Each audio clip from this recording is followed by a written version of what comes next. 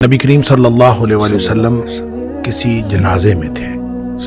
اور قبر کی تیاری میں بھی دیر تھی، تو جیسے سب انتظار میں بیٹھ جاتے ہیں تو نبی پاک صلی اللہ علیہ وسلم نیچے بیٹھ گئے۔ آپ کے ہاتھ میں ایک چھڑی تھی اور آپ زمین میں جیسے آدمی کچھ سوچ رہا ہوتا ہے تو ساتھ ساتھ ایسے تو پھر آپ نے اس موقع پر ایک بات ارشاد فرمائی۔ پھر آپ نے دونوں کیفیتوں کو الگ الگ بتایا۔ آپ نے فرمایا جب مومن کی روح نکلتی ہے تو فرشتے آتے ہیں، ملک الموت جنت سے کفن لے کے آتے ہیں، اور وہ جیسے میں نے پہلے بھی عرض کیا کہ وہ آ کے فرشتے سارے اپنی اپنی ڈیوٹیاں لگ جاتی ہیں، اور پھر وہ اس کے کان میں آ کے کہتا ہے ایتھا النفس الطیبہ، اے پاکیزہ روح نکلو، اخرجی الی مغفرۃ من اللہ ورضوان، سبحان اللہ کی مغفرت اور اللہ کی خوشنودی کی طرف نکلو۔ تو پھر وہ تو فوراً نکلتی ہے نا، مطلب اس کا مطلب وہ تو خوش ہوتی ہے، وہ تو نکلنے کے لیے پھر دیر ہی نہیں لگتی، اور وہ جیسے پانی کی مشک بھری ہوئی ہے تو بند کھول دیا جائے، تخرج تسیل کما تخرج القطرۃ من فی السقا، وہ نکل جاتی ہے۔ تو دوسرا جو ہے جب وہ مومن کے علاوہ کافر اور منافق کی موت کے لیے جب فرشتے آتے ہیں تو نبی کریم صلی اللہ علیہ وسلم نے فرمایا وہ جہنم سے بدبودار کفن لے کے آتے ہیں۔ اب اس طرح ڈیوٹیاں لگ جاتی ہیں، سب بیٹھ جاتے ہیں، تو وہ جو ملک الموت ہے وہ اس کے کان میں آ کے کہتا ہے ایتھا النفس الخبیثہ، اے ناپاک روح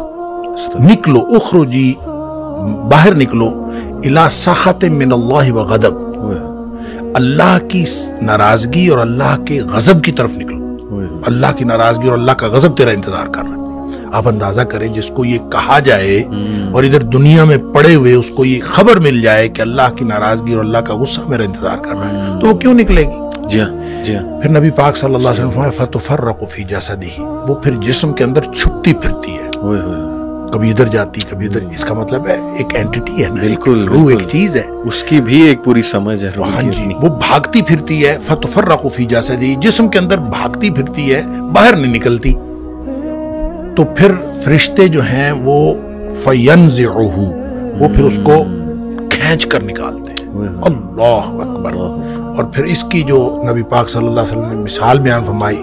کما ینزع الصفود من الصوف المبلول، جس طرح سے گیلی اون ہو اور اس کے اندر گرم سلائی لوہے کی رکھ دی جائے اور پھر اس کو کھینچا جائے ایک طرف، ظاہر روئی وہ اون جو چمٹ جائے گی، تو اس کو ایک طرف سے کھینچیں گے تو وہ تو تار تار ہو جائے گی۔ فرمایا اس طرح فرشتے جو ہے اس کی جان نکالتے ہیں۔ قرآن کہتا ہے وَالنَّازِعَاتِ غَرْقًا، ڈوب کر کھینچ لینے والے فرشتوں کی قسم، سبحان اللہ، وَالنَّاشِطَاتِ نَشْطًا، اور بند کھول دینے والے فرشتوں کی قسم، یعنی بالکل ایسے جیسے بند کھل جاتا ہے، یہ مومن کی موت ہے، اور پھر اس کو اندر سے کھینچ کر نکالتے ہیں، یہ کافر اور منافق کی موت ہے۔ پھر آگے بھی تفصیل نبی کریم صلی اللہ علیہ وسلم بھائی، وہ جو آپ بتا رہے تھے ساتویں آسمان تک جاتی ہے، تو یہ ساتویں آسمان تک جاتی ہے، وہ تو جو علیین میں جا کے اللہ تعالیٰ کی طرف سے ہو کے اور پھر اس کو علیین میں مقام مل جاتا ہے، اور اس کو لکھ دیا جاتا ہے، علیین یا مقام ہے یا رجسٹر ہے، اس کے اندر وہ شامل ہو جاتی ہے، پھر وہ واپس آتی ہے۔ اسی طرح جب منافق کی اور کافر کی روح جاتی ہے تو اس کو بھی فرشتے پکڑ کے لے جاتے آسمان کی طرف ہی ہیں، لیکن آسمان کے دروازے ہی نہیں کھولے جاتے۔ اچھا، اس حدیث میں یہ بھی تفصیل ہے کہ ظاہر ہے جب مومن کی موت جنت کے خوشبودار کفن میں ڈالی جاتی ہے تو ہر طرف خوشبو پھیل جاتی ہے، صحیح، اور وہ فرشتہ جب لے کے جا رہا ہوتا ہے اس کی روح کو، سب پوچھتے ہیں کس کی روح ہے، کیونکہ خوشبو پھیلی ہوئی ہوتی ہے، اور ہر شخص اس کے لیے جو ہے نا وہ دعائیں کر رہا ہوتا ہے، اور ہر شخص خوشی اور مبارکباد کی صدائیں آ رہی ہوتی ہیں۔ دوسری طرف جب وہ کافر کی منافق کی موت وہ جب آتی ہے تو اس کی بدبودار کفن ہوتا ہے اور بدبو پھیل جاتی ہے سارے چار چفیرے ہر عالم، جب وہ ہر طرف بدبو پھیلتی ہے تو ہر کوئی جو ہے نا اس کے اوپر لعنت کر رہا ہوتا ہے، پھر وہ لے کے آسمانوں کو چڑھتے ہیں، آسمان کے دروازے ہی نہیں کھولے جاتے۔ قرآن میں بھی آتا ہے کہ اس کے لیے آسمان کے دروازے ہی نہیں کھولے جاتے۔ اچھا، اس پر پھر حدیث میں آتا ہے کہ وہ فرشتے پھر اس کو وہاں سے چھوڑ دیتے ہیں، اچھا، وہ پھر گرتی ہے نیچے، یعنی جو جہنم ہے وہ پستی کا استعارہ ہے، صحیح، اور جنت جو ہے وہ اونچائی کا اور بلندی کا۔ इल्लियीन जो है वो भी बुलंदी की बात है, सिज्जीन कोई बहुत पस्ती की बात है। जब फरिश्ते उसको लेके जाते हैं और आसमान के दरवाजे नहीं खुलते तो वो छोड़ दिया जाता है उसको, सही, और वो फिर गिरती है नीचे गहराइयों में, कहाँ जाती है अल्लाह को मालूम है।